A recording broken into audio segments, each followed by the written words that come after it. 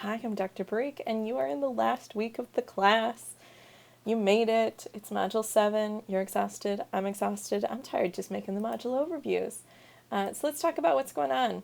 You are you're rereading some of the old things from Sukhman, and I know you've got a lot going on, but at least take time to skim over it because you will see it differently than you did the first time you read it in the semester. And again, I would maybe do like a double time playthrough, especially because these are long, but they're long because there's a lot of relevant things for me to talk about.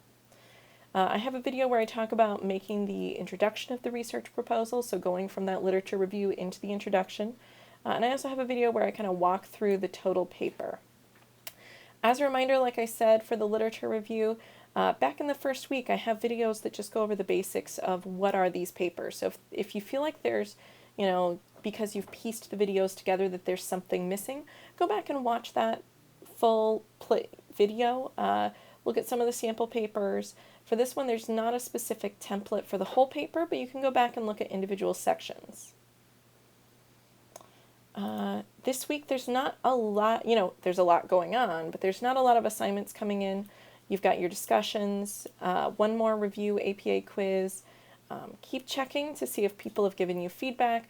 So it's due on Thursday, but if you can get it to people earlier, that's great because one of the things you're doing is you are doing your entire final paper. You're posting it for review on Tuesday.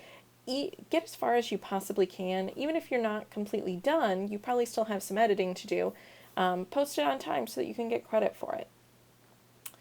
And one thing I want you to keep thinking about all the way through is what kinds of things you need to edit for, noticing what types of mistakes you tend to make. So you're going to create your personal editing checklist and post that in on Thursday. Friday is the due date for the final research proposal paper. And I may toy with, it's a question of how late can I make this and still have time to grade it before grades are due and in a reasonable amount of time. So I'm going to start with Friday as a deadline. If I think I can push it back a little bit reasonably, so back meaning later, I'll never make it earlier on you. It's possible, but please don't count that in on your schedule. And I'll probably let you know by the beginning of the week if I have any plans to change the due date for it. And then I'll give you until Saturday to finish up your responses on other people's personal editing lists. And then there's also, so you'll do feedback a couple different ways. You'll get formal emails from the university asking for feedback, and please, it does help when you fill that out. When just 2 or 3 people do it, it's not that helpful because it doesn't really get a good measure of what the whole class thinks. Usually it's either someone who really likes me or someone who really doesn't like me or someone who just really likes filling out reviews. So when lots of people do it, then it becomes more meaningful data.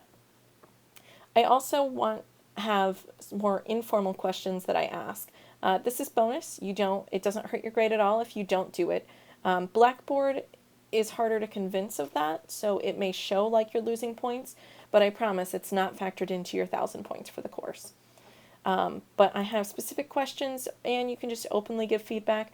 You can also, if you don't want to do either of those and you don't want to email me directly, you can always send a message to Dr. Ling or Carolyn Mitchell is the secretary for the School of Psychology and Counseling.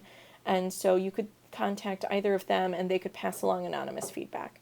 But I have changed this course quite a bit, both in person and online, based on feedback. I take feedback very seriously from students and it helps me make the course better for the future. It also helps me make other courses better because I learn what sorts of things tend to work and not work. And then the last thing you'll do is, I have a video that talks a little bit about what to do with this information moving forward. If you want to talk more about your writing, how to improve, and what to expect as far as whether career, grad school, things like that, feel free to meet with me. I love those conversations with students. And we probably talked about it a little bit when we did your literature review paper feedback. For the final research proposal, I think in different videos, I couldn't quite remember what I had set up. For this class, just because time is so tight, I don't have plans to meet individually or to do screencasts. If that's something you would really like to happen, contact me by the beginning of this week, so, Monday, ideally, and we'll see what we can do. We'll see if we can schedule something It also could be that I just, I grade using the rubric, and I usually give very few comments for a few reasons. For one, I've given a lot of feedback by this time in the course, so a lot of it, you know, it may be that you know that it's not quite right, but you're just out of steam. It could also be, well, yeah, there's a lot of just running out of steam at the end. That's why I moved the individual reviews to the literature review paper instead of this ending research proposal, because you still have some energy to work based on that feedback. But we could just do the rubric to get through, and then later in the semester, you can schedule during office hours or whatever if you do want more feedback. So that's what's coming up this week. Happy writing. You're almost done. And I have enjoyed spending this time with you and being your cheerleader. Happy writing. Bye bye.